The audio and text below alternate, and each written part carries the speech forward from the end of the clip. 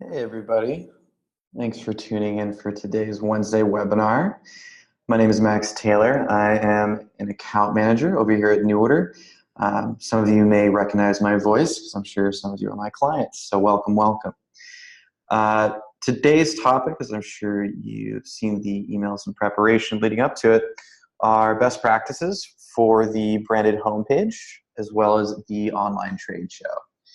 Now, I think these are great to work in tandem because I consider really both of these as the initial impression. You know, if I am a retailer, for instance, logging in to shop your brand.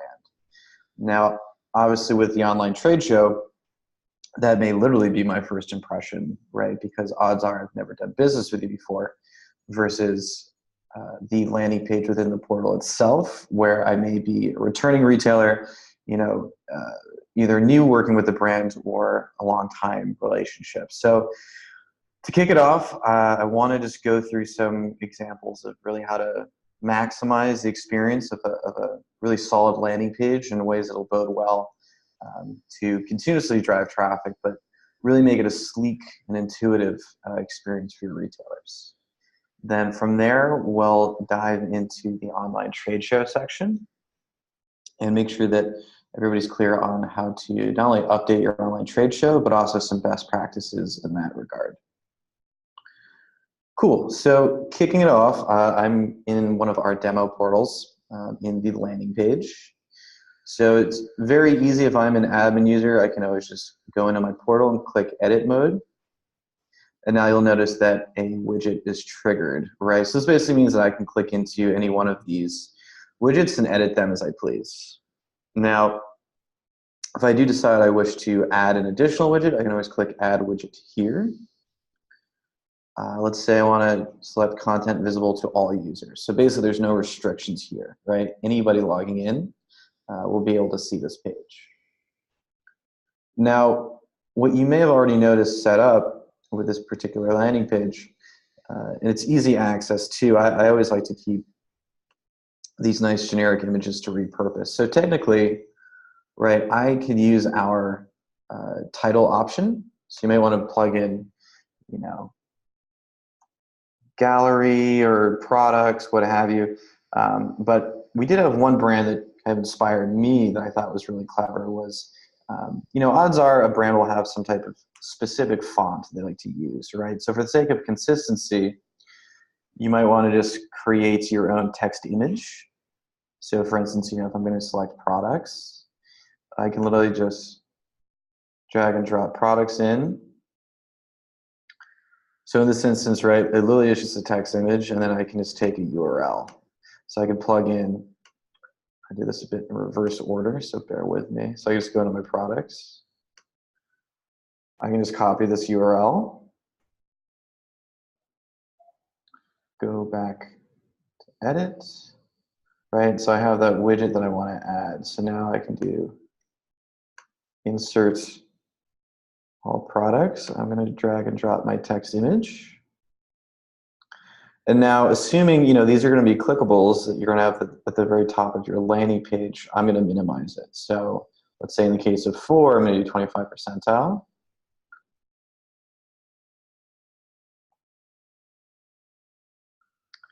And there we go. So I can now actually merchandise this, right? Obviously, this looks a little bit oddly placed here. But to show the example, you know, if you're working with tons of different types of assets here, so for instance, I would definitely recommend, and a lot of brands don't really consider this, your landing page should mimic your e-com experience, right? So whatever filters or quick clickables you might have on your e-com site, you know, I think people a lot of the time they forget that a buyer at the end of the day is still a consumer, right? So I would expect them to still be receptive to the same type of marketing, and they'll notice that there's a difference, right? You know, if I log in here and I see, you know, the last year's styles or, you know, clearly stale imagery, that's going to be noticeable off the bat versus an e-com site, right? So I think that's always a good rule of thumb here. Now, more broadly speaking, too, like I said, you want easy clickables, but something I would also recommend is utilizing our help desk center. right? Because ideally you want your landing page to be a one-stop shop, right? And so if you're not utilizing our help desk today, it's really crucial because you'll notice that I can choose who this is geared towards, right? So am I a brand user or a retailer? So what I can do, let's say I want to add a section within this landing page that's just geared towards, answering the order questions. So I could do add a widget, right? So I'm going to take this URL, so it'll take a retailer right into this section. I'm going to insert it. And actually, let's do that. Landing page assets. So again, these are my generic. So I can just take new order help center. Let's say I really want to draw attention to this. It might be a bit grainy just because it's a smaller image. Let's just see how it turns out. Okay, not bad. So now I can turn off edit mode, and then conveniently, everything within this landing page might be geared towards your brand, but you want to make sure they have any questions, they can go to the help center, right? So I click it, it's going to be a live link. It's going to take me right to this section, so I can answer a lot of questions, right? How to log in a new order, managing your orders. So far and wide, and this is great to consider too, just for the sake of customer service. They might be fielding questions around tracking my order, or thinking new orders some issue for them getting into it or just logging in. So this will help address questions even before they arise, right? And that'll save your customer service some time as well. Now, a little shortcut, you can always just click the help button, the top right-hand corner, and this will bring you right into the help desk. Okay, but definitely I would make sure that you make it as explicit as possible, right? And in theory, I mean, the landing page being a one-stop shop, it's less clicks for a retailer, right? So you could make literally every single section accessible from here. And then if I'm a buyer, I never have to even go beyond this page. It's going to redirect me as necessary. Now also note as well, you'll see I have this orders tab here. So it's going to redirect me to the orders section. New order is going to restrict the order visibility based on who is logged in, right? So let's say I am a generic retailer from Kansas, right? And I log in, I click orders, it's going to recognize that I am that Kansas retailer, and it's going to only show me my own order history. Okay, so again, really convenient just for retailers to track order statuses, and then again, save some time for your customer service, if they're calling in just to check for updates in that regard. Okay, cool. Now, of course, if you have questions around just strategizing or just aesthetically how to set up your landing page, by all means, feel free to reach out to your account manager. I love setting these up for my accounts, just to give them an example of what to work with. And then, again, just that visual layout can go a long way. So now I'm going to jump over to the online trade show section. So again, for admins, I can just click into more, go to settings. I'm going to go into the brand admin section. Click into settings here.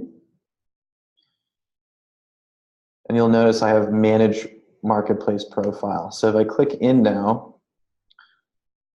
click here to visit your profile for the new online trade show. So for those of you that may or may not be privy to it yet, the online trade show really works as a two-way street. So it allows you to prospect retailers and for retailers to reach out to you. So as a brand, right? So I think we're at a little over 20,000 retailers currently loaded into new orders. So it's definitely a bustling marketplace.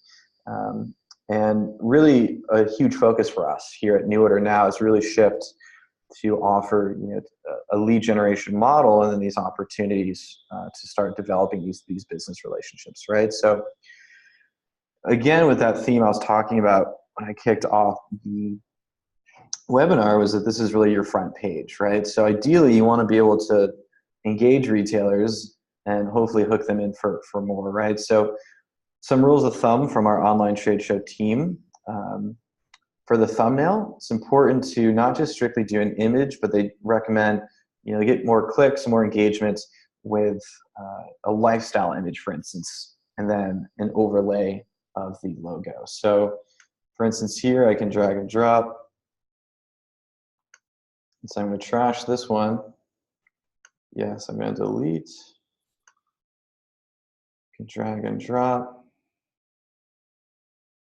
And so it's going to notify me as I update my profile. So now I have a nice little image with the logo laid over it. Now, obviously, this is just a generic one. What's crucial, too, is you want to give a little bit of access, right, if I'm just browsing. So let's say definitely have a line sheet designated, particularly one that's up to date and current, because, again, what I was alluding to before, right, if I have outdated styles, that's not going to reflect well, right? Now, if I'm a retailer and I'm interested, I can reach out to request access, right? Go beyond just the experience of just the B2B, and by that I mean definitely think about linking in your social media. So for instance, if I scroll down to the bottom of my online trade show page, I can link in my Instagram feed. And so this will continuously pull, and then, I mean, really, that's a huge source of not only publicity these days, but really an ongoing stream of assets, right? People are going to follow that and they're going to get pinged when there's updates, right? So I can just simply click link your Instagram feed. It's going to ask, would you like to link your Instagram feed to your new order brand profile? Yes. And then you're basically just going to have to authenticate your Instagram login, right? Log in, you're good to go, and it's going to continue to pull that into your online trade show.